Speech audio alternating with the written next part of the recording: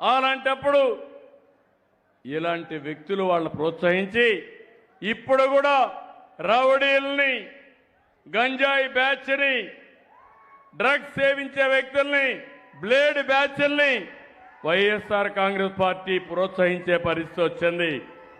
ఇక్కడుండే మీరు గుర్తుపెట్టుకోవాలి, 2 ఏళ్లలో ఎక్కడా లా అండ్ ఆర్డర్ ప్రాబ్లం లేదు.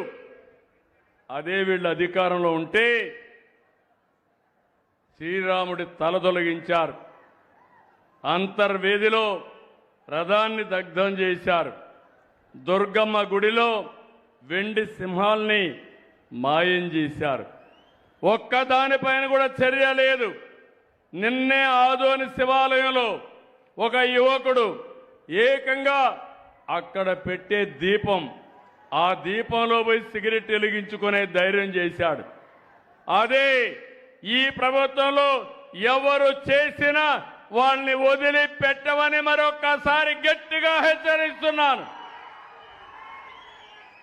ఇంకొక పక్క దేవాలయాలన్నీ అపవిత్రం చేశారు. ఏకంగా తిరుమల లడ్డునే కల్తీ చేశారు. నెయ్యి కల్తీ, నెయ్యి కొనే పరిస్థితికి వచ్చారు. ఎప్పుడైనా సరే మత విద్వేషాలు రెచ్చగొట్టడం, మనోభావాలు దెబ్బతీయడం మంచి పద్ధతి కాదు. ఇలాంటి ఘోరాలు చాలా జరిగాయి. అలాంటి ఘోరాలు జరిగితే ఈరోజు మనం అన్ని కూడా ప్రక్షాళన చేశాం. ఇప్పుడు సోషల్ మీడియాలో కొంతమందిని పెట్టుకున్నారు. నిన్నెవరో నేను చూశాను, ఎప్పుడు నాకు ఇలాంటి వాళ్ళతో ఎప్పుడు చూడలేదు. నేను ఒకటే చెప్తున్నా, ఎక్కడైనా సరే మారుమూల ప్రాంతంలో సరే రౌడీ అనేవాడుంటే మా ఆడబిడ్డల జోలుకొస్తే అదే చివరి రోజుగా ఉండాలి. అలాంటిది ఒక రాజకీయ పార్టీ,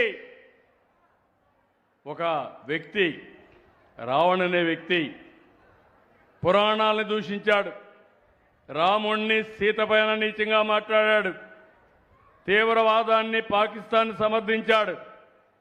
అలాంటి వాళ్ళకు అండగా ఆర్థిక సహాయం ఈ గొడ్డలి పార్టీ చేసే పరిస్థితి వచ్చింది.